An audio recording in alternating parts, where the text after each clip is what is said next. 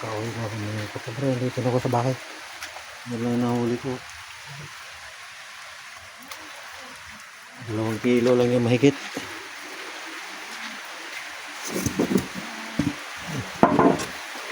Ito yung mga rejik ko. Ako kaunti. Yung rejik ko. Maliliit kasi yung mga pusit ko nga nahuli. Yung rejik. 1 kilo yan, 1 kilo. Hindi ako nag-video sa sa laot kasi maulan.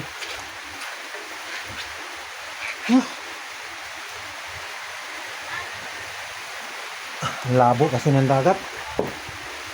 Ayaw kumain ng pusit. Para ng kape.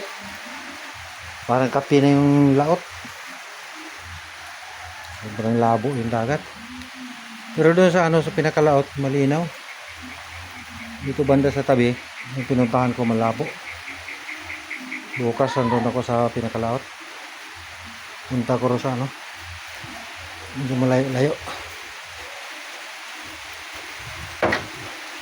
Hanggang dito lang mga kapobre. Thank you for watching.